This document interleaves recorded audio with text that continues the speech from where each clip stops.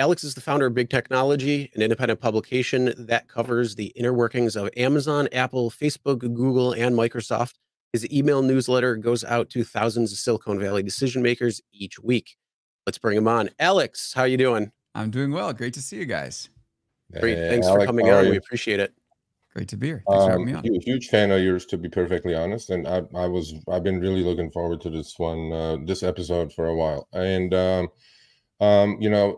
Chris introduced you obviously, but then I know you're still with CNBC, right? Or you used I'm to a be with CNBC? CNBC contributor. So I Contributor. basically go on air exclusively with them about once a week to talk about the latest in big tech.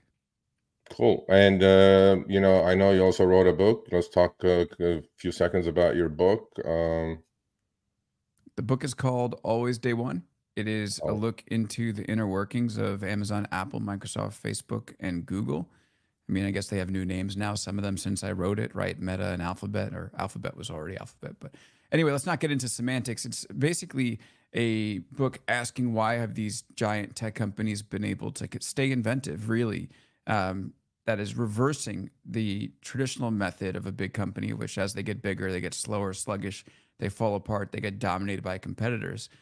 And I found that there's something inside these companies that allows them to stay reinventive, to decide that whatever their flagship product that they have today is not going to be what's going to get them to the finish line or even help them stay sustainable.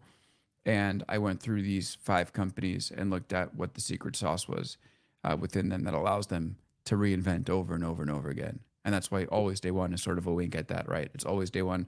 Not that you have to keep working your butt off as as if it's your first day, but I mean, I guess that too, but really you have to approach each day as if it's your first, not caring really what got you there. It's all about what the market needs right now and how do you go and build that. Yeah, and there's quite a bit of similarities between those companies and what we do. Uber, obviously, right? Uber being the giant in the rideshare world. They had this transition obviously from Travis to Dara, right? Have you interviewed any of them or both of them? No, neither of them have come on. I've had Emil Michael, the former Uber executive, Okay. on a few times on the show. Travis, I don't think does much media or any media anymore at all, for reasons that you guys probably know well. And I doubt Dara will come on my show ever. Why is If he that? does, because I don't think CEOs are interested in facing critical questions anymore. And I think that Dara knows that he'll get them on the show. And so that's why I don't think he'll ever come on. I mean, I've definitely put in requests to Uber. They know that I'm well versed with the company. They haven't responded kindly or at all really to those requests. And so, again, I'll make it here again. Dara, if you ever want to come on, open invitation, but I don't expect him to join. Well, that counts for both of us, Dara. Okay. Yeah. Absolutely. Now we kind of are failing at that too because we're trying. I mean, we're in touch with these companies obviously, but although David Risher was, I give him all the credit. He was on with us a couple of weeks ago live, which is, for a CEO of a multi-billion-dollar company. I mean, why he didn't have to do it, but he did it, and he came and listened and hopefully learned. Let's stick with Uber for a couple of minutes, and obviously you've studied these companies and from their inception all the way to where they are now. I mean, the companies don't even look like what they were because they were living in some sort of subsidized fantasy land, right? The passenger was in subsidized fantasy land. Companies were just, I don't know, 30, 40 billion dollars, VC money. They keep pulling. I mean, they're probably, I think Uber is the only company that has lost that much money in the history of of corporate America before they turned a profit last quarter, right? So what is your opinion of Uber? I mean, just be frank. And because our audience is 99.9% drivers, right? Right. And, I put a lot of drivers into, we have 3 unions, by the way, here, Alex. One is the Cherry Pickers United. We call it CPU, which is me, because I decline 9 out of 10 trips. The other one is called Ant Formica United, which is ants are the guys that accept every single trip. Okay. They just accept, which what Uber wants. And we don't want to do that. And then the third one we created now is called CDU, which is Complaining Drivers United. And it seems like every video we put out, that everybody's complaining these days. But let's hear your opinion. I'm sure you're a passenger on all these apps, right? Absolutely. Yeah, look, it's a tough business. I don't think there's any doubt about that. I think that this business was built initially on more of a dream that you could use the phone to reinvent any business, and that includes the taxi business, and they did.